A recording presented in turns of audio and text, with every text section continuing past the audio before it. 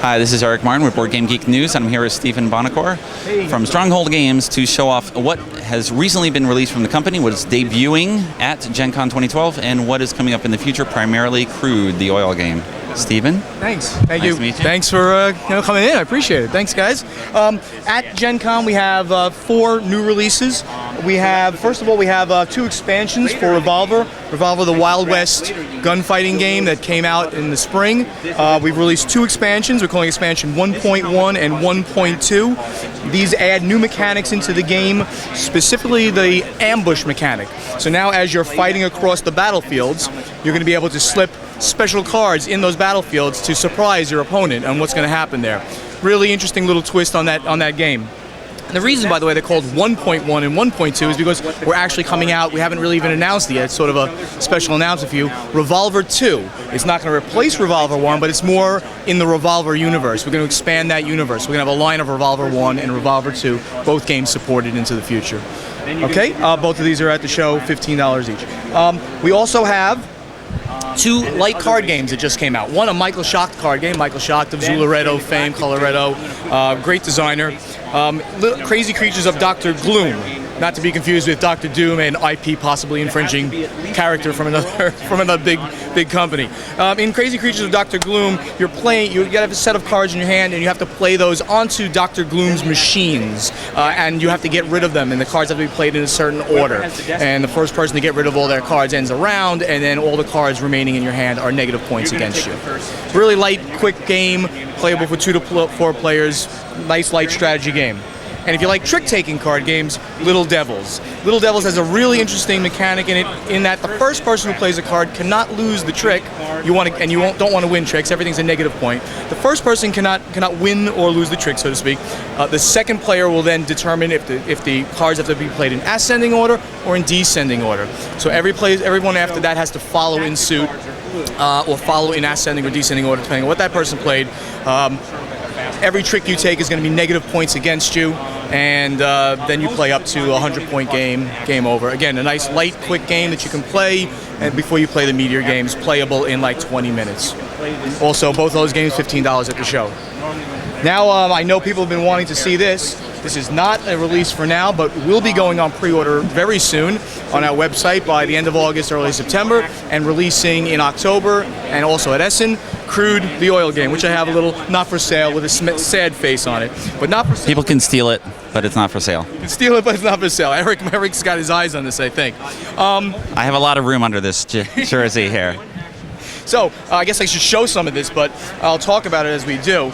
In Crude, the oil game, it was a Grail game for many, many years, and we got the license from the designer. It was published in Europe as McMulty. The designer and we began to redevelop some of the economics of the game, and he passed away, unfortunately, during that time, last year. That delayed the game a little bit longer, unfortunately. But now we're done, and the plastics look amazing.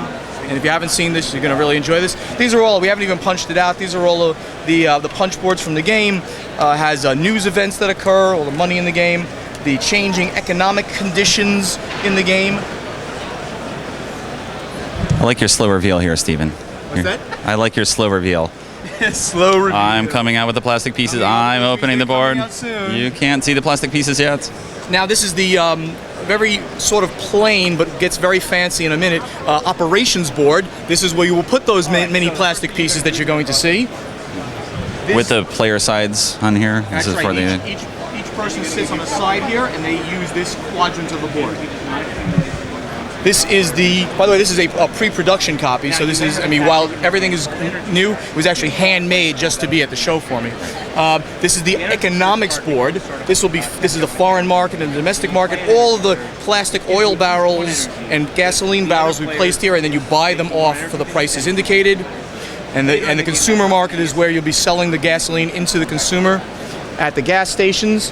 And here we go, the reveal, the slow reveal. It has text that says I did it backwards. You can discard 2 cards from your hand. For the first couple of rounds, It's the money shot, folks. The money shot, the money shot. Can we actually see this? 300 plastic pieces. We have drilling rigs, oil wells, the refineries, You can keep one. And the gas stations. And all of those get placed right on your board as you're playing the game. You build that infrastructure of oil production. And then, of course, you'll be producing all of these oil barrels when you find them or you buy them in the market. And they'll be going into your player area, which they'll be rolling off of the player area right now because I haven't put the board flat. Right. And cylinders, the bane of a gamer's existence. And gasoline barrels. So if you wanted to look at it in a how things produce, you drill. If you drill for oil, you create an oil well. Oil wells will pump out crude oil. Crude oil is refined at a refinery into gasoline, and gasoline is sold to the consumer. That's the chain of production in McMulty. So besides that, of course, you then can speculate in the foreign and domestic markets. And very excited about this game. It looks absolutely beautiful, as you can see. Again, we'll have it on pre-order coming out very soon on the website, and have it in retail October timeframe and Essen. I was talking with another publisher yesterday, and they were mentioning these pre-production copies usually cost around $100 or so. Is that? To make this? Yeah, to make the pre-production copy, just for demonstration and double checking and things like this. If you're nice to the printer, he might bring it to you from China for free. Okay. So no, they did not charge me for this. It's 2 copies. They created them, and he. Well, mostly, I was talking with this publisher, and he was saying a number of newcomer publishers do not go through this step of getting this pre-production copy and just wing it. And then they're surprised when what actually shows up. It's not good to be surprised. A surprise is not good in this industry. So you always want to see what's going to happen. Obviously, you're going to trust the printers on some level to do the right thing. We're doing this with Ludofact Asia. Ludofact Germany is the biggest printer in Germany.